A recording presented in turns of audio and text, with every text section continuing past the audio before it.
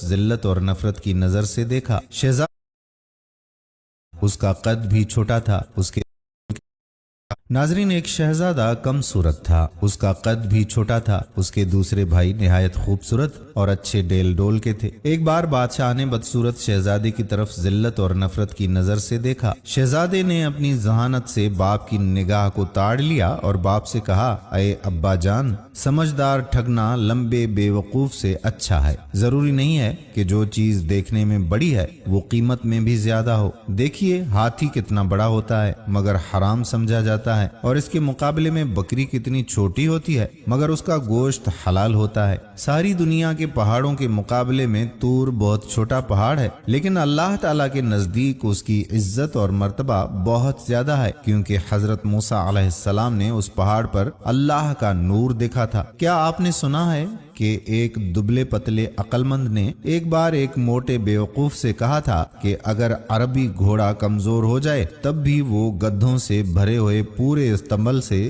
اچھا اور طاقتور ہوتا ہے۔ بادشاہ شہزادے کی یہ بات سن کر مسکرایا۔ تمام امیر اور وزیر خوش ہوئے اور اس کی بات سب کو پسند آئی، لیکن شہزادے کے دوسرے بھائی اس سے جل گئے اور رنجیدہ ہوئے۔ جب تک انسان اپنی زبان سے بات نہیں کرتا ہے اس وقت تک اس کی اچھائیاں اور اس کی برائیاں ڈھکی چھپی رہتی ہیں۔ ہر جنگل کو دیکھ کر یہ خیال نہ کرو کہ وہ خالی ہوگا، تمہیں کیا خبر کہ اس میں کہیں شیر سو رہا ہو۔ میں نے سنا ہے کہ اسی زمانے میں بادشاہ کو ایک زبردست دشمن کا سامنا کرنا پڑا۔ جب دونوں طرف کی فوجیں آمنے سامنے آئیں اور لڑائی شروع کرنے کا ارادہ کیا تو سب سے پہلے جو شخص لڑنے کے لیے میدان میں نکلا وہی بدصورت شہزادہ تھا۔ اس نے پکار کر کہا، میں وہ آدمی نہیں ہوں کہ تم لڑائی کے دن میری پیٹھ دیکھ سکو، میں ایسا بہادر ہوں کہ تم میرا سر خاک اور خون میں لتھڑا ہوا دیکھو گے، یعنی میں دشمن سے لڑتے لڑتے جان دے دوں گا مگر ہمت نہیں ہاروں گا۔ جو لوگ خواہ مخواہ لڑائی پر آمادہ ہوتے ہیں وہ خود اپنے خون سے کھیلتے ہیں، یعنی مفت جان گنواتے ہیں، اور جو لڑائی کے میدان سے بھاگ جاتے ہیں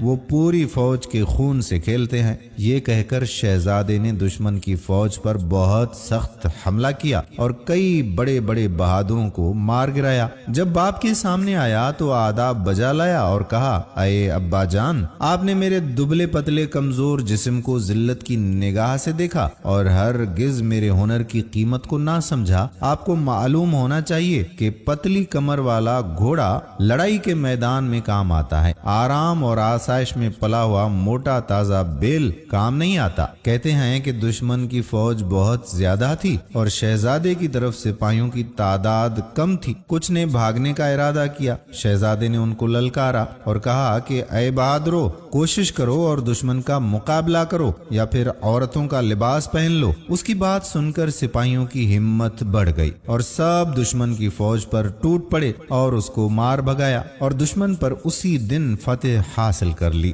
بادشاہ نے شہزادے کو پیار کیا اور اپنی گود میں بٹھایا اور روز بروز اس سے محبت بڑھنے لگی اور اس کو اپنا ولی عہد بنا لیا۔ دوسرے بھائیوں نے یہ حال دیکھا تو حسد کی آگ میں وہ جلنے لگے اور ایک دن بد شکل شہزادے کے کھانے میں زہر ملا دیا۔ اس کی بہن نے کھڑکی سے دیکھ لیا اور شہزادے کو خبردار کرنے کے لیے کھڑکی کے دروازے زور زور سے بند کیے۔ شہزادہ اس کی آواز سے چونک پڑا اور اپنی ذہانت سے سمجھ گیا کہ دال میں کچھ کالا ضرور ہے۔ کھانا چھوڑ دیا اور کہنے لگا، یہ تو نہیں ہو سکتا ہے کہ بے ہنر لوگ زندہ رہیں اور ہنرمند مر جائیں۔ اگر ہما دنیا سے ختم ہو جائے تب بھی کوئی شخص الو کے سائے میں آنا پسند نہیں کرے گا۔ باپ کو اس واقعے کی اطلاع دے دی گئی تو اس نے شہزادے کے سب بھائیوں کو بلایا، ان کو مناسب سزائیں دیں۔ اس کے بعد ہر ایک کو اپنے ملک کا ایک ایک خطہ دے دیا تاکہ آپس میں جھگڑا فساد نہ کریں۔ اس طرح یہ فتنہ اور فساد ختم ہوا۔ سچی بات یہ ہے کہ دو فقیر ایک کمبل اوڑھ کر آرام سے لیٹ سکتے ہیں لیکن دو بادشاہ ایک ملک میں نہیں رہ سکتے۔ اللہ کا ایک بندہ آدھی روٹی کھا لیتا ہے اور آدھی دوسرے بھوکے شخص کو دے دیتا ہے،